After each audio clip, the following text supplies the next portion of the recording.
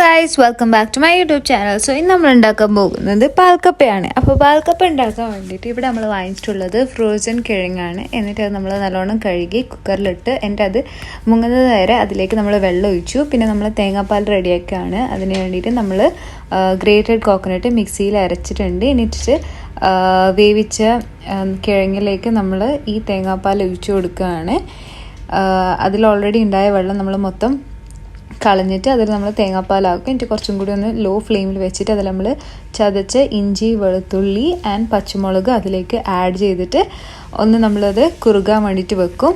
എന്നിട്ട് അതിലേക്ക് നമ്മൾ കടുക് ഒരു 2 ടേബിൾ സ്പൂൺ എണ്ണ നമ്മളൊരു പാനിലേക്ക് എടുക്കും. അതിലേക്ക് നമ്മൾ കടുക് പൊട്ടിച്ചിട്ട് അതിലേക്ക് ഒരു ഉണക്കമുളകും കൂടി ഇട്ടിട്ട് അത് നമ്മൾ പാൽക്കപ്പയിലേക്ക് ഒഴിക്കുകയാണ്. സോ നമ്മളുടെ പാൽക്കപ്പ ഇവിടെ റെഡി ആയിട്ടുണ്ട്. അപ്പോൾ അതിൻ്റെ കൂടെ ഒന്നിച്ച് കഴിക്കാൻ വേണ്ടിയിട്ട് നമ്മൾ മട്ടൻ കറിയാണ് റെഡിയാക്കുന്നത്. അപ്പോൾ മട്ടൻ കറിക്ക് വേണ്ടത് ഇനി നമ്മൾ മട്ടൻ ഉണ്ടാക്കാൻ വേണ്ടിയിട്ട് നമ്മൾ 1 കിലോ മട്ടനാണ് എടുത്തിട്ടുള്ളത്. എന്നിട്ട് അത് നമ്മൾ കഴുകി വൃത്തിയാക്കിയിട്ട് കുക്കറിലിട്ടു. അതിലേക്ക് നമ്മളൊരു 10 ചെറിയ ഉള്ളിയും ഒരു 5-6 ചെറിയ പച്ചമുളകും പിന്നെ ഇഞ്ചി വെളുത്തുള്ളി പേസ്റ്റ് ഒരു 2 ടേബിൾ സ്പൂണ്.